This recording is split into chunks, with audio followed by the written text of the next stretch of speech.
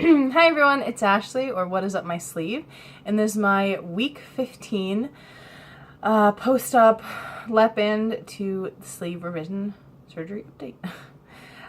So let's give the spiel at the beginning. I had lap band in October of 2012. I had that until August of 2016. My highest weight when I got the lap band was 320 pounds. I got down to 232 pounds. Yeah. I then got it out, got all the way up to 309 pounds on day of surgery, which was December 21st, 2016. I was 301 pounds. And today I am, yesterday, because yesterday was my weigh day, I am 250 pounds. 0.2 pounds. So from last week, that is a 3.2 pound loss. Overall, it's 59 pounds, and since surgery, it's 51 pounds. Okay, so I always hate doing that, honestly, because I get all like, forget my dates and pounds and yeah. Anyway, so what happened this week? I went to Philadelphia. That was getting there was a nightmare. It should take about 3 hours. We weren't even going to Philadelphia. We were actually going to, oh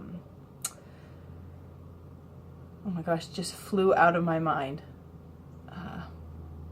King of Prussia, sorry, which is about 30 minutes north of Philadelphia. It took us 6 hours. And a child vomit and child tantrums and hungry children, and yeah, it was not last year was awful driving. They drove us through Manhattan, the GPS, and then this year was just worse, and the whole time I was like, I'm never doing this again. I'm never doing this. Why am I doing this? This is ridiculous. Anyway, we got there. I still don't want to go back next year. I just can't deal with the traffic going there. My husband doesn't really want to let my oldest son miss school that day, and so yeah.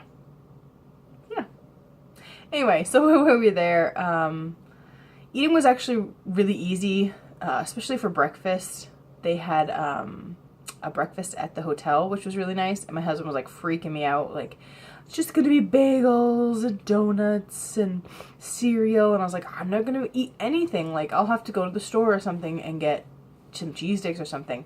But they ended up having eggs and omelets and bacon and sausage and yogurts and actually hard-boiled eggs, so that was great. Lunch on Saturday, I just wasn't hungry. I feel like I ate some peanuts in the car, like, I didn't eat a ton, and then for dinner, I actually had ribs, and they were so exciting. I got the kids' portions of ribs from the Outback. It was 3 ribs, and I got a side of broccoli, and it was really good, actually. And then we left on Sunday, and so I didn't have to worry about the meals. On the way there, we stopped at a rest stop, and I was like, there's Burger King, there's Popeyes. I ended up going to the pizza place. I can't remember what its name is. But they had meatballs. So I got meatballs and a side of vegetables, which was really good. Okay, so that was like, I didn't really need to stress out all about it that much. The race, we had to be there at 7:15. The race started at 7:15. My husband started at 7:15. He was in Group A. I was in Group G. If you're on my Instagram, I took a million Instagram story thingies of it. And if you want to see my Instagram, it is What Is Up My Sleeve, one word, just like my channel. And yeah, so I started around 15 minutes later, and then my sister and my husband both came in like really fast.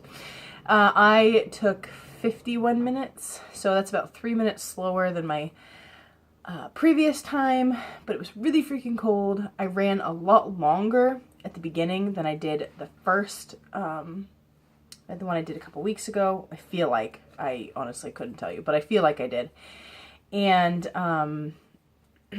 people were like messaging me Not about the race. It was about like a friend needed help with breastfeeding and I didn't want to leave her hanging right that second.